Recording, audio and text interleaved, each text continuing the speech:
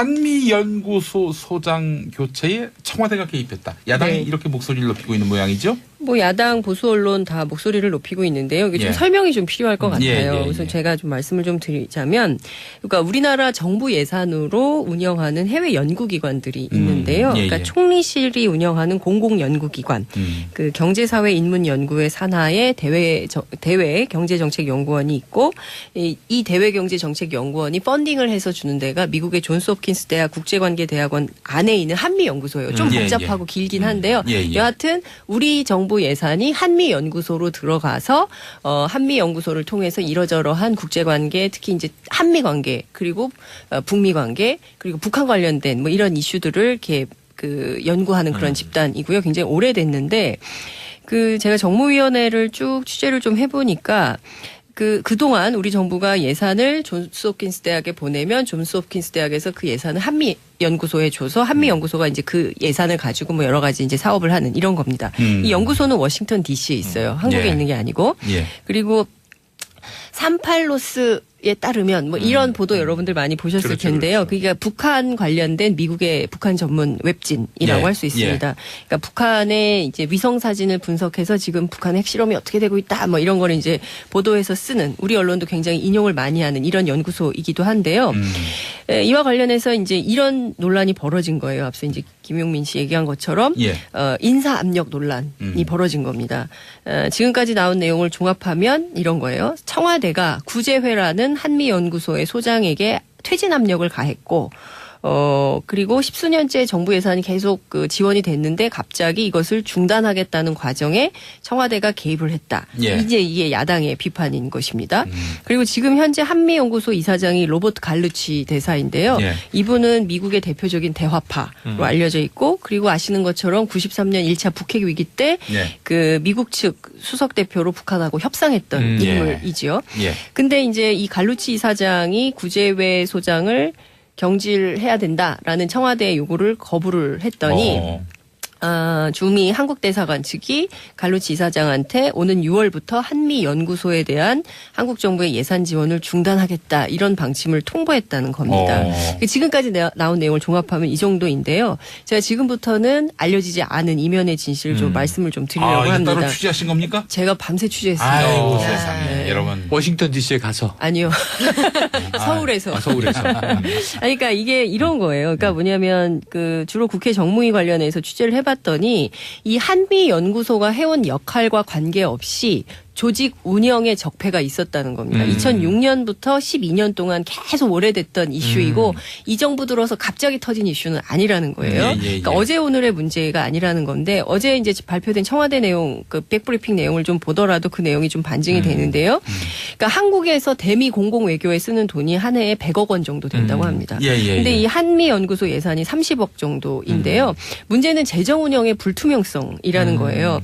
그리고 책임자인 구제회 소장이 12년째 계속 소장을 하고 있어요. 그런데 이제 한 해프닝이 있었는데 2014년 당시에 국회 정무위 야당, 그때는 야당이죠.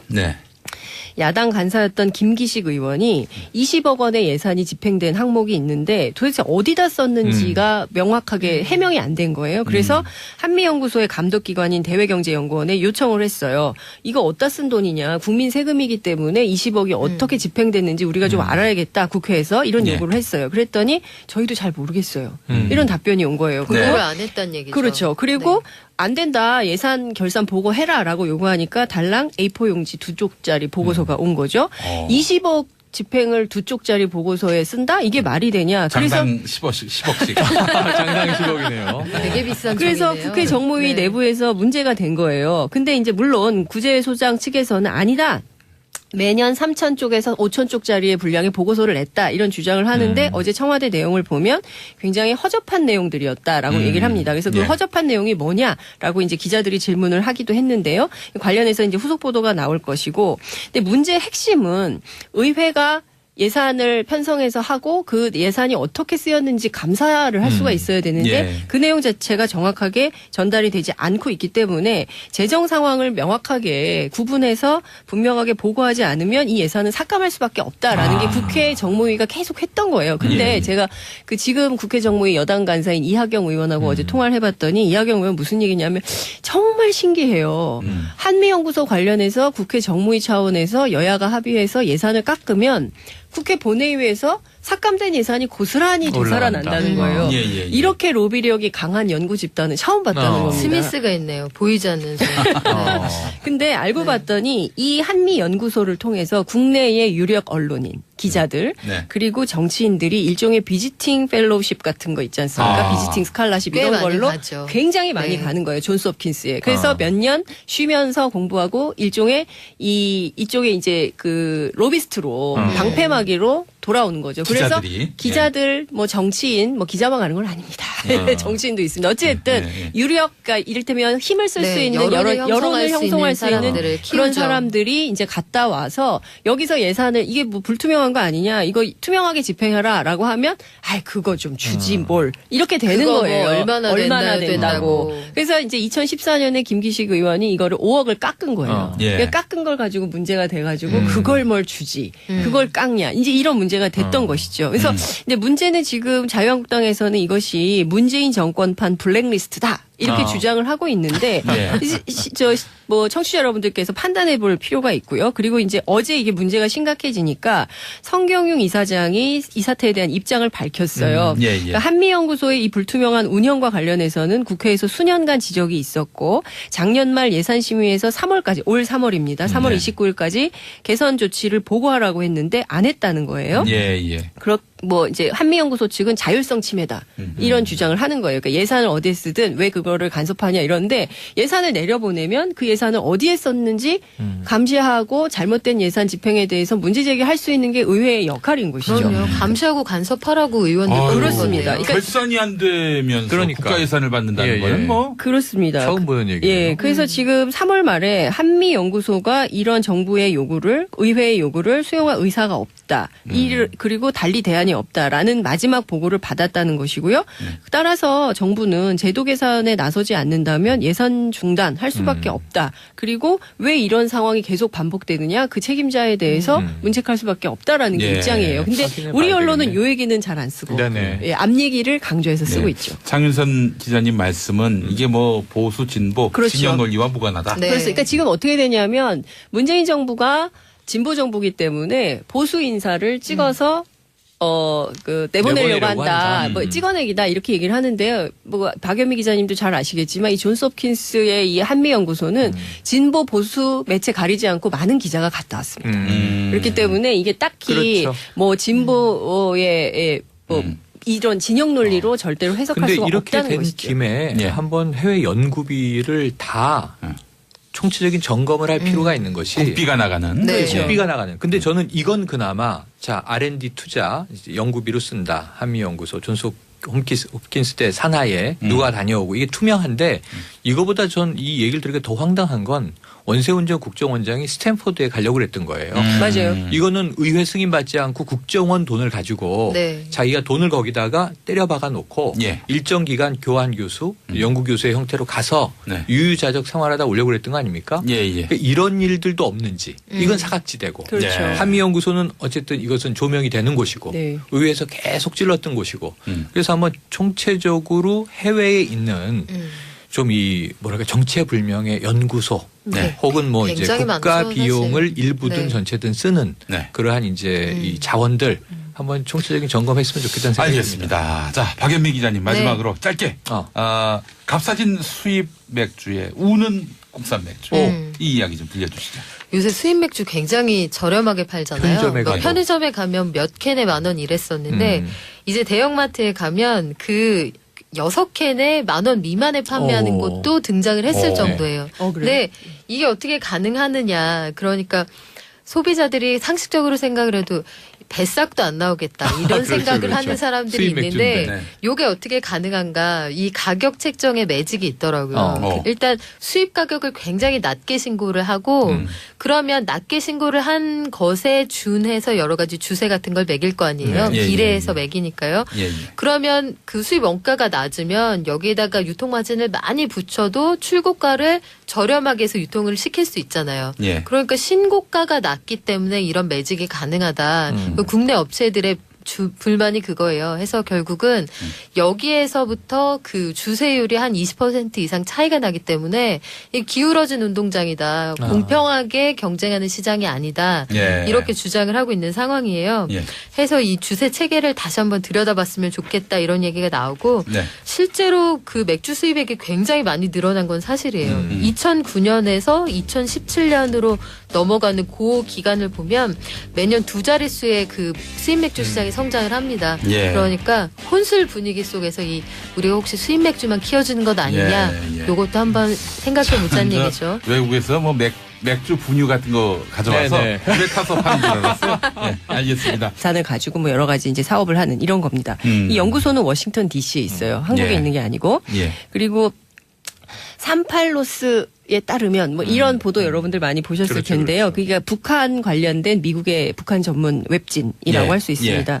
그러니까 북한의 이제 위성 사진을 분석해서 지금 북한의 핵실험이 어떻게 되고 있다 뭐 이런 거를 이제 보도해서 쓰는 우리 언론도 굉장히 인용을 많이 하는 이런 연구소이기도 한데요. 이와 관련해서 이제 이런 논란이 벌어진 거예요. 앞서 이제 김용민 씨 얘기한 것처럼 예. 인사 압력 논란이 벌어진 겁니다. 지금까지 나온 내용을 종합하면 이런 거예요. 청와대가 구제회라는 한미연구소의 소장에게 퇴진 압력을 가했고 그리고 십수년째 정부 예산이 계속 그 지원이 됐는데 갑자기 이것을 중단하겠다는 과정에 청와대가 개입을 했다. 예. 이제 이게 야당의 비판인 것입니다. 그리고 지금 현재 한미연구소 이사장이 로버트 갈루치 대사인데요. 예. 이분은 미국의 대표적인 대화파로 알려져 있고 그리고 아시는 것처럼 93년 1차 북핵 위기 때 예. 내부에서 문제가 된 거예요. 근데 이제 물론 구제소장 측에서는 아니다. 매년 3,000쪽에서 5,000쪽짜리의 분량의 보고서를 냈다 이런 주장을 하는데 어제 청와대 내용을 보면 굉장히 허접한 내용들이었다라고 얘기를 합니다. 그래서 그 예. 허접한 내용이 뭐냐라고 이제 기자들이 질문을 하기도 했는데요. 관련해서 이제 후속 보도가 나올 것이고, 근데 문제의 핵심은 의회가 예산을 편성해서 하고 그 예산이 어떻게 쓰였는지 감사를 할 수가 있어야 되는데 예. 그 내용 자체가 정확하게 전달이 되지 않고 있기 때문에 재정 상황을 명확하게 구분해서 분명하게 보고하지 않으면 이 예산은 삭감할 수밖에 없다라는 게 국회 정무위가 계속 했던 거예요. 근데 예. 제가 그 지금 국회 정무위 여당 간사인 이하경 의원하고 어제 통화를 해봤더니 이하경 의원 무슨 얘기냐면 정말 신기해요. 한미연구소 관련해서 국회 정무위 차원에서 여야가 합의해서 예산을 깎으면 국회 본회의에서 삭감된 예산이 고스란히 되살아난다는 거예요. 예, 예, 예. 이렇게 로비력이 강한 연구 집단은 처음 봤다는 겁니다. 스미스가 있네요. 보이지 않는 손. 근데 그 미국 측 수석 대표로 북한하고 협상했던 예. 인물이지요. 예. 근데 이제 이 갈루치 이사장이 구제외 소장을 경질해야 된다라는 청와대의 요구를 거부를 했더니 주미 한국대사관 측이 갈루치 이사장한테 오는 6월부터 한미연구소에 대한 한국 정부의 예산 지원을 중단하겠다 이런 방침을 통보했다는 겁니다. 지금까지 나온 내용을 종합하면 이 정도인데요. 제가 지금부터는 알려지지 않은 이면의 진실을 좀 말씀을 좀 드리려고 이거 합니다. 따로 취재하신 겁니까? 제가 밤새 취재했습니다. 아이고 야. 세상에 네. 여러분. 워싱턴 DC에 가서. 아니요. 서울에서. 서울에서.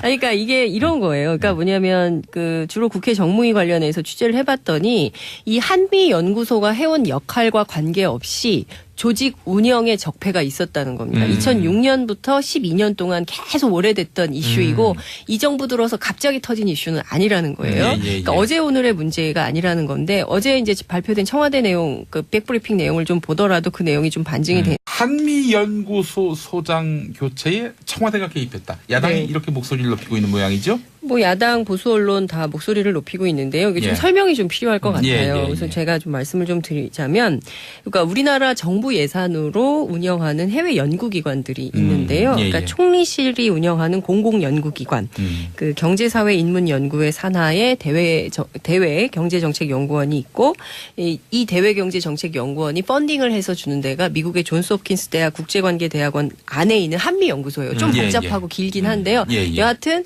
우리 정부 예산이 한미연구소로 들어가서 한미연구소를 통해서 이러저러한 국제관계, 특히 이제 한미관계 그리고 북미관계 그리고 북한 관련된 뭐 이런 이슈들을 이렇게 그 연구하는 그런 집단이고요. 굉장히 오래됐는데 그 제가 정무위원회를 쭉 취재를 좀 해보니까 그동안 우리 정부가 예산을 존스 홉킨스 대학에 보내면 존스 홉킨스 대학에서 그 예산을 한미연구소에 줘서 한미연구소가 이제 그 예산인데요.